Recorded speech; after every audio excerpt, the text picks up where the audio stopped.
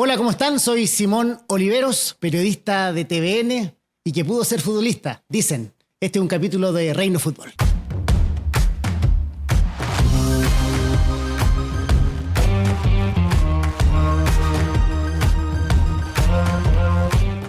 Lo acaba de decir, pudo haber sido futbolista, especialista en artes marciales, campeón, además, así que váyanse con cuidado. El señor Simón Oliveros, invitado acá a este capítulo, ¿no? Gracias. Capítulo particular, especial, de Reino Fútbol, muy especial, Simón, porque te comentaba, estamos estrenando nueva casa. Preciosa, además. Así que eres el primero en estar acá en este nuevo set donde vamos a hacer Reino Fútbol durante toda la semana y todos los productos de Minuto 90 que por supuesto ustedes pueden ver a través de nuestro canal de YouTube y seguir todas nuestras plataformas. Inscríbanse ahí por supuesto en el canal de YouTube para que le llegue la campanita y la alerta con todos nuestros productos. Y arranquemos al tiro.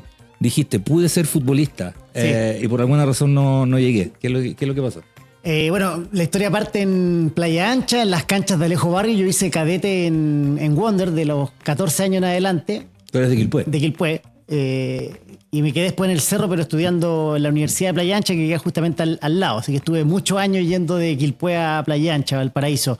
Y claro, llegué hasta la sub-18, básicamente. Alcancé a entrenar en el equipo de proyección de tercera división que tenía en esos años, Wander.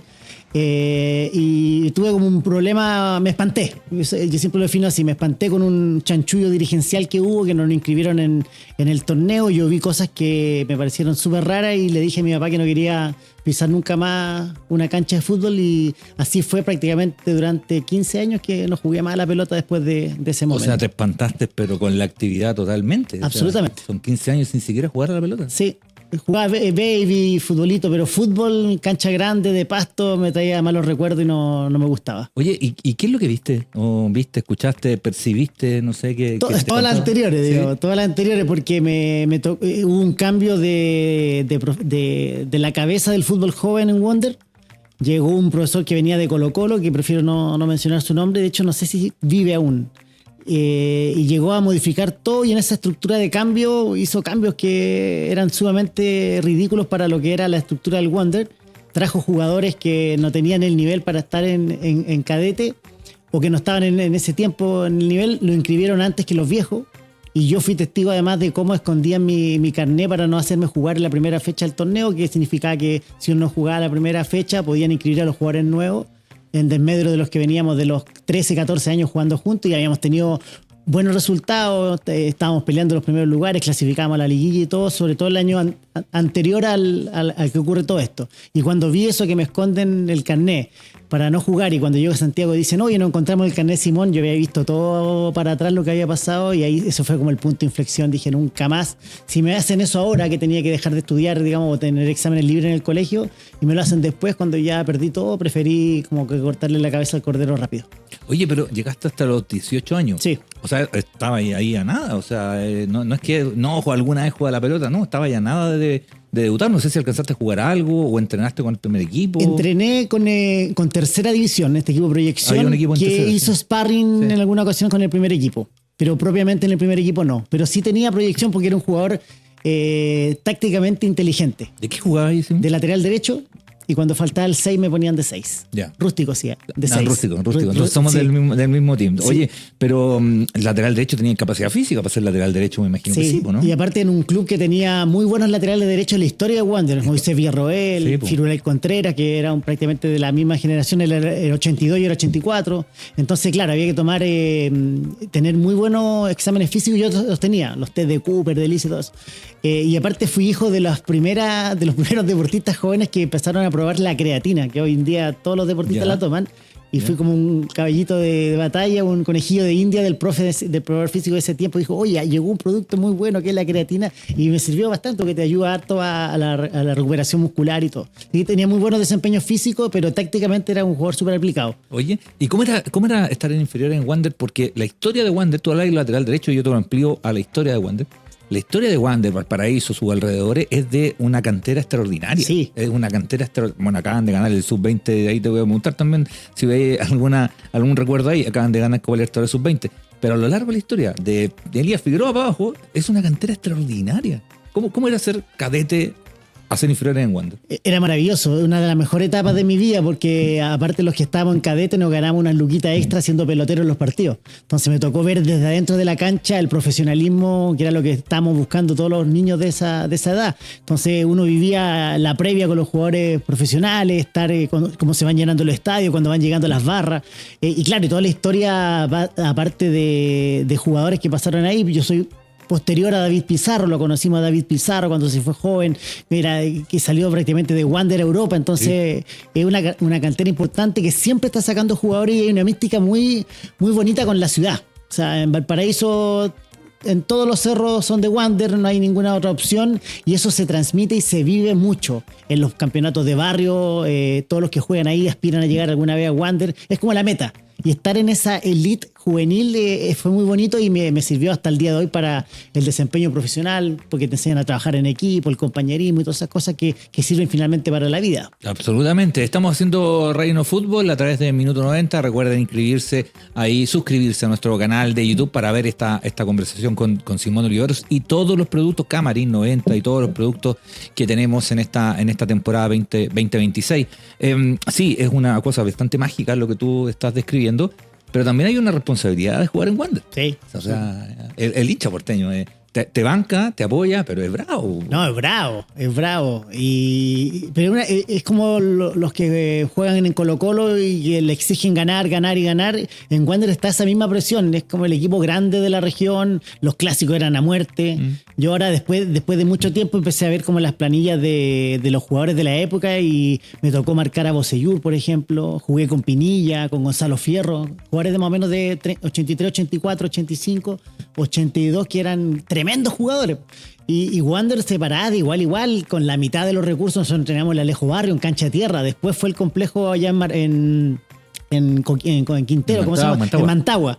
Después eso fue posterior. O sea, nosotros entrenábamos con mucho viento en cancha de tierra y ese era nuestro medio y veníamos a jugar acá con Colo-Colo, 7 canchas, viajamos en bus para todos lados, pero amistades maravillosas y aparte te hace muy bien como joven en ese tiempo. Yo soy hijo de profesores, una clase media normal, pero ahí conviví con todas las realidades, compañeros que tenían muchas carencias, otros que lamentablemente después cayeron en la delincuencia, otros que ya no están. Entonces eso, si no te sirve para ser profesional, te sirve para ser mejor persona, porque uno se va empapando de distintas realidades y yo creo que hasta el día de hoy eso me ha servido mucho.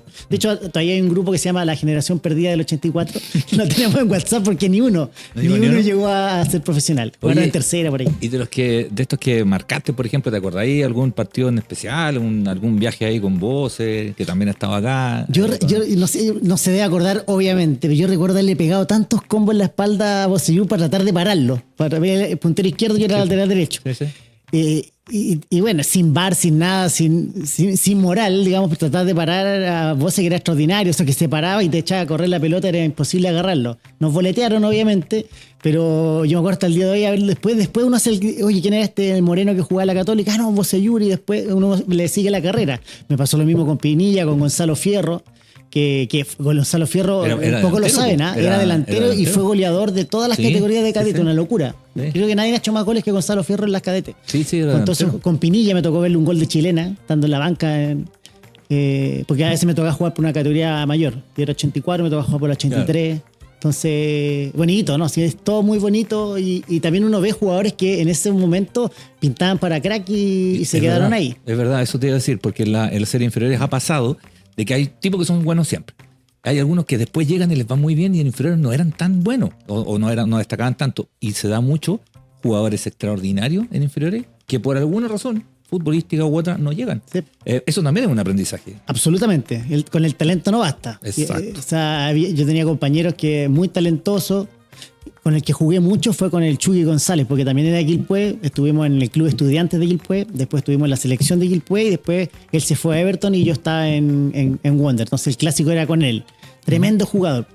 Pero uno dice, pucha, el Chucky era tan talentoso, quizás pudo perfectamente haber jugado en Europa, en Brasil, en Argentina.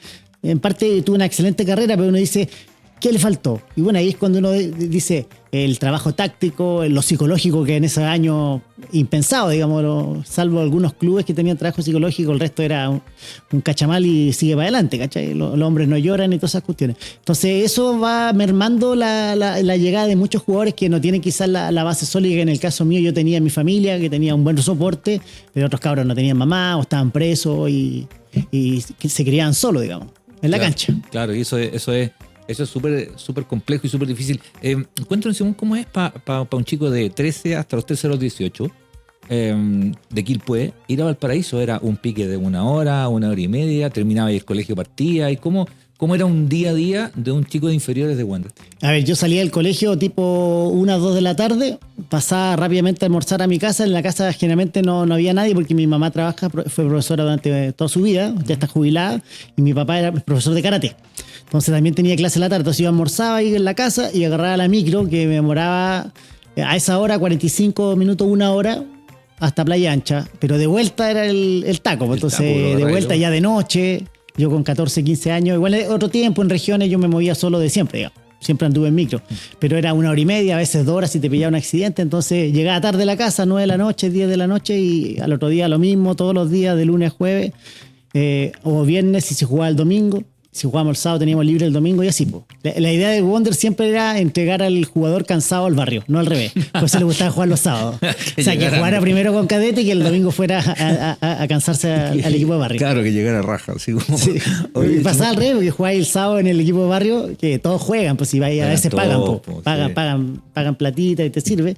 Y el domingo llegaban reventados, lesionados a jugar y ahí te llegaba el reto. Sí, te llegaba el reto. Sí. Oye, después volviste al karate, porque tú hiciste karate primero y esto lo quiero vincular con deporte. Estamos hablando de fútbol, pero al final tiene que ver con el deporte y también tiene que ver otra disciplina, pero que te otorga un montón de disciplina, valga el término, y un montón de valores. ¿Hiciste karate, fútbol, karate? ¿Así fue? Sí, karate como recreativo, de formación con mi papá desde siempre.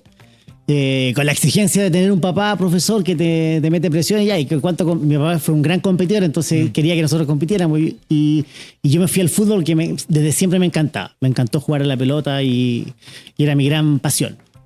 Y cuando ocurre este incidente que yo me espanto con el fútbol, la primera pregunta que me hace mi viejo es como, ya, pues, ¿y ahora qué? Y yo lo tenía más o menos claro, le dije, démosle una segunda oportunidad al karate, y ahí fue, pero como venía con un resto físico importante, tenía que ponerme al día con los aspectos técnicos y de arbitraje de los campeonatos, y de hecho mi primer campeonato fue en Chillán, medalla de oro, después el nacional, medalla de oro, sudamericano, panamericano, medallando, entonces fue todo muy rápido, y me permitió, salvo ir a los Juegos Panamericanos y a los Juegos Sudamericanos, prácticamente competir a alto nivel. Alto estándar, como ya tenía ese background físico de la competencia del fútbol, como que me equiparé rápido con mis compañeros que venían entrenando de chico. ¿Cuánto te ayuda hoy no solo seguir practicando deporte, pero haber tenido una crianza ligada al deporte? No, todo. O sea, yo todo lo llevo a la... No es que todo sea una competencia, ni mucho menos, pero sí tengo la mentalidad del competidor, que decir que somos duros de mollera, que no nos damos fácilmente por vencido, que buscamos una alternativa, de que andamos, o sea, un no es respuesta para no seguir, digamos. O sea, he tenido muchos no en mi vida y eso me hace ser persistente. Y lo otro es una cualidad más personal, que soy súper como, si inicio algo lo termino. No soy de dejar cosas a media en general. O sea, tiene que pasar algo muy extraordinario para dejar algo, y yo creo que eso tiene que ver un poco con el deporte, que en el fondo la persistencia, la constancia, el saber que hay días malos y hay días buenos, de que no se acaba el mundo cuando la situación está mala y hay que remarla. Y eso yo creo que me lo entregó 100% el deporte. Oye, y te agrego a la misma pregunta, te agrego el ser de provincia, ¿no? Sí. Somos provincianos, sí. y es otra cosa. Tenemos hambre. Es otra cosa. La gente acá no lo entiende. No lo entiende. Es otra cosa. Es otra cosa, es otro ritmo, es otra mentalidad, porque acá yo siempre digo que los que llegan de regiones a Santiago llegan por hambre de algo. Necesitan quedarse en Santiago porque si no volver a casa es más complicado, qué sé yo. Entonces es plan A y plan A, digamos. No hay, como yo cuando me tocó hacer la práctica, por ejemplo, yo me recuerdo, estaba entrenando en un campeonato y me suena el teléfono y me dice, Simón, se abrió un cupo en Tele 13, que yo hice la práctica en Canal 13, pero el de la noche. Entraba a las 12 de la noche y salía a las 9 de la mañana. Nada, agarré mis cosas, dejé de Voy. entrenar. Papá, me llamaron de Santiago, esto estudié, vamos nomás. Sí, no importa. Y eso marca también un poco la mentalidad de quien viene de regiones que son gente más amable. También, Sí, aparte. así dicen acá, así nos dicen también acá dentro del, Yo digo dentro que del equipo. sí. Oye, señor, pero andáis con un Sí. un recuerdito. artefacto, un recuerdo. Es que- ¿Qué sería? Cuando me invitaste al programa, dije voy a traer algo que marque un poco la historia, que es el carnet de socio de Colo-Colo del año 92. Yo soy colocolino. Tengo mucho amor por Wander, pero soy colocolino como el primer amor. Y me hizo de Colo-Colo mi tata Nino, Bernardino Oliveros. Él me llevaba al estadio, él me hizo socio, un gran colocolino, esos colocolinos de antaño que iban con traje al estadio, con corbata. Ah, vestís, claro. Sí. Sí, pues iban de terno, de traje, engominados. Engominado, ¿no? Sí, sí, sí. Y se iba en metro, Era una gala y y convivía todo. con la Garra Blanca, y la Garra Blanca le gritaba buena tata, qué sé yo, y íbamos a Cordillera, me acuerdo, en esos años. Acá en Santiago, tú venías Sí, al sí, sí, estadio. Ah, no, bacán. sí. Y después me dio también por ser como de la Garra Blanca, de la coordinación de Quilpué, del Marga Marga, pero no era, yo no soy tan termo. Me gusta el fútbol, me encanta verlo, me gusta más jugarlo que verlo. No todos les pasa eso, Sí. pero me gusta más jugar que ver. O sea, si me dicen, no sé, pues, está la semifinal de la Champions ahora o un partido, yo prefiero ir a jugarlo. Me gusta hacer del deporte.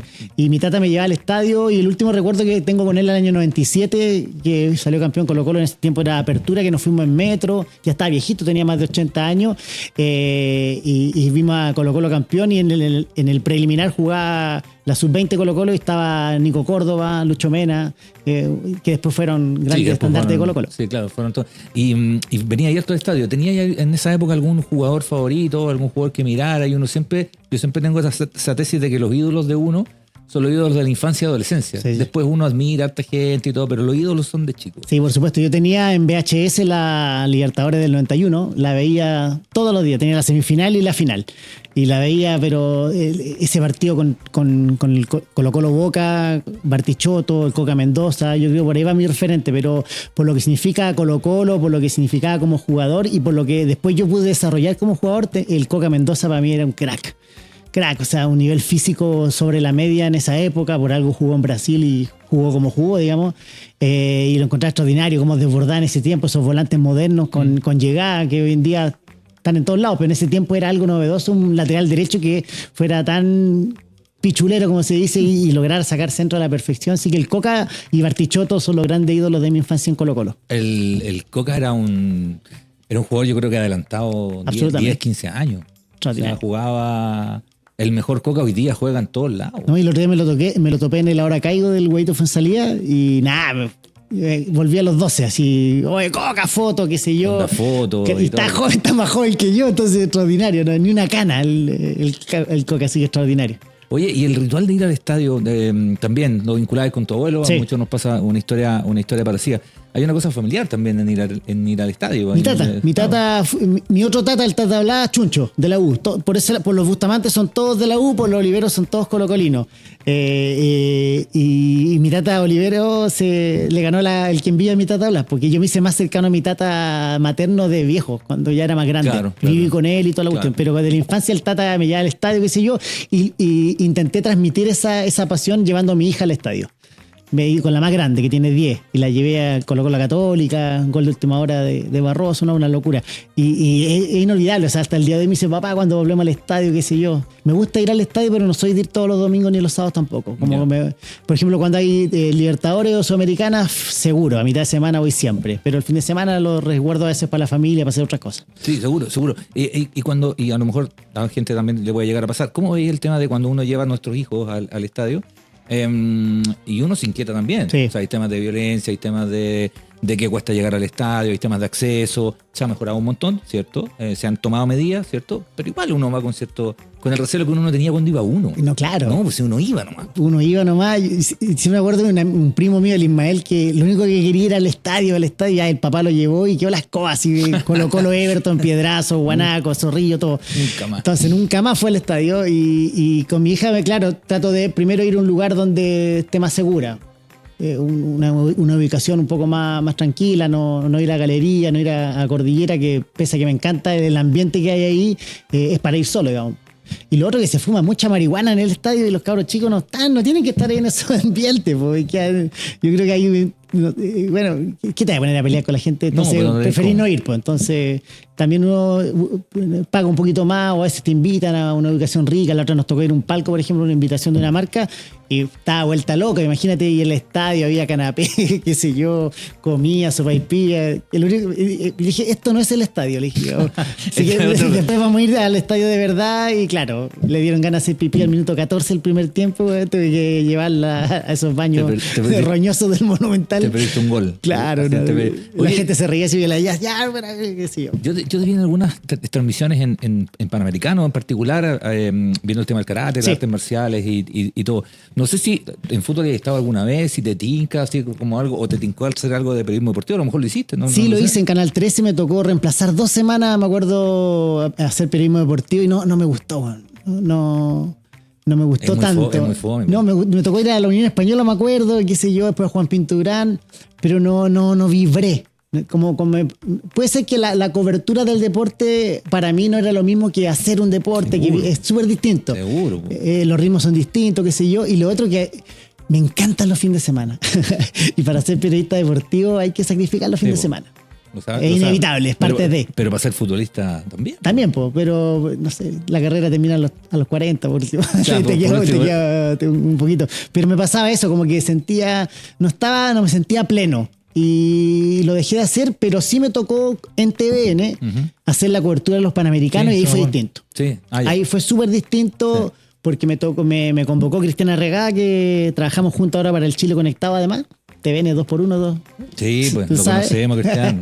Cristiana Regá, y él sabía, junto a Gonzalo Quirós, que yo había hecho karate, y dijeron, ¿por qué no llevamos a alguien de casa para que comente el karate? Y fue una locura. Y para mí fue muy bonito, porque yo también en el karate viví un duelo. Yo a los 24, 25 años también tomé la decisión de dedicarme al periodismo 100%. O sea, dejé el alto rendimiento, seguí entrenando, nunca he dejado de entrenar, pero el alto rendimiento lo dejé de lado y dejé de competir a los 25. Y siempre me quedó esa espinita clavada de pucha, ¿y por qué lo hice? Quizás que hubiera pasado. Justo viene la época dorada del karate, donde le meten lucas y se comienzan a hacer pretemporada en Egipto. Entonces hay otra realidad del karate. Yo siempre pongo este ejemplo, que a mí en la competencia del karate me tocó viajar en bus a Cusco. Imagínate, en bus la selección chilena competir al Cusco, 60 horas arriba un bus. Sí, una días, locura. 3 días, Una locura. Entonces me tocó esta época bonita, que siempre quedé con esa espina clavada, pucha, habrá sido la decisión correcta, qué sé yo. Y cuando fue lo de los Panamericanos, cuando Chile tuvo un desempeño descomunal, sentí que había cerrado el círculo como de esa deuda que tenía con el karate. Y sentí que ese camino recorrido en el periodismo me llevó finalmente a ese mismo lugar, que era el Panamericano, donde el karate brilló y en donde además mi papá estaba de árbitro. Entonces fue muy bonito, como dije, este era el camino que yo tenía que tomar. Tomé la decisión correcta y lo cerré de la mejor manera, transmitiendo en televisión abierta karate, que fue muy bonito también. Muy buena historia, muy buena historia. Y a propósito del alto rendimiento, lo mencionaste en el fútbol, en el karate, en las pegas también, ¿no? Ahí hay un tema de mentalidad, ya que hiciste inferiores en Wander. ¿Se trabaja la mentalidad con los chicos? No, en esos años nada. Yo te decía, era un cachamal, un paipazo, y sigue para adelante, los hombres no lloran acá. O sea, uno conversaba con los amigos, con un profe, si es que se tenía algún problema. Y habían problemas y problemazos dentro del equipo, digo. Yo podía estar cansado, que me fue mal en una prueba, qué sé yo, pero habían otros compañeros que tenían dramas terribles, gente que se les fue muriendo familiares, qué sé yo, por hechos violentos, no por causas naturales, digamos. Entonces, y tenían que seguir jugando, y jugaban. Otros que se perdieron, y no había ni un acompañamiento psicológico. O sea, yo nunca recuerdo en fútbol joven haber hecho sesiones con un psicólogo, como si lo hacíamos con un fisioterapeuta, con un kinesiólogo, un preparador físico. Como que esa área estaba bien cubierta, pero la cabeza nada. Nada. Y hoy en día no existe un deportista de alto rendimiento que no tenga una asesoría, un trabajo complementario con un psicólogo. O sea, los grandes resultados van de la mano con una cabeza sana. Y eso es fundamental hoy en día para el deporte que se está haciendo a nivel ya más profesional. Sí, absolutamente. Oye, y ya casi terminando, te pregunto como colocolino, ¿no? Más allá de que vayas al estadio o no vayas, pero me imagino que si estáis pendiente del Colo. ¿Cómo ves a este Colo-Colo que el año pasado no tuvo un buen centenario? Pésimo. Le pasó todo. todo. Algunas culpas propias, otras no, pero te pasó todo. ¿Cómo lo ves ahora? Como un niñito traumado. Por ejemplo, el otro día cuando celebraron los 101 años y llevaron bandas de música y dije, no, por favor, otra vez la misma historia, te perdemos. Entonces, Yo siempre digo con Roberto Sá, no sé si lo ubicáis, periodista, Sí, somos del sí. Colo aunque gane. Sí. ¿No? Es como uno va a estar igual ahí siempre y pasa rabia, y patea la perra, no nos gusta cómo juega, estamos acostumbrados a otro paladar futbolístico, qué sé yo, pero sábado, domingo estamos ahí viendo la tele, viendo el estadio. Es un amor que no se olvida y se queda siempre ahí, po. Y como los amores son inclaudicables y uno está ahí para estar y nada más. Aunque soy muy contra de la sociedad anónima deportiva, no me gusta cómo funcionan, siento que pierden la esencia del fútbol en general, pero por lo menos en Colo-Colo se ha hecho un trabajo ahí con el club deportivo que es bien bonito, bien relevante, medio romántico y heroico, pero que finalmente ojalá que tenga quizás más adelante algunos réditos. Y el otro, ver jugar a Vidal en Colo-Colo, uno como colocolino también es bonito. Que haya llegado en un buen momento, que haya sido campeón, más allá de que es un personaje, digo, nuestro pequeño Maradona, pero es bonito ser del Colo. Te iba a preguntar por Vidal, porque Vidal es un tipo que tiene una mentalidad heavy, ¿no? O sea, uno podrá estar de acuerdo o no, pero un tipo que tiene otra cabeza. O sea, jugó en todos lados.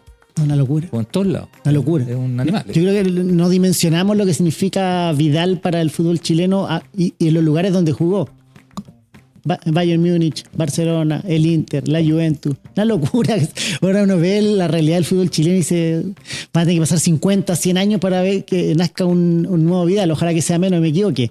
Pero es un tremendo futbolista y sí, como dijo Maradona en su momento, yo soy futbolista, no soy valor moral de nadie. Yo creo que Vidal también en lo suyo está bien. Y el tema es que durante muchos años, más de una década, con ese discurso que todos alabamos, que fuera agrandado, que se parara igual con todo, logró lo que logró. Entonces, ¿qué se le va a juzgar? Nada, pues sí, lo logró todo en el fútbol. Puso en riesgo su carrera para jugar un mundial por Chile.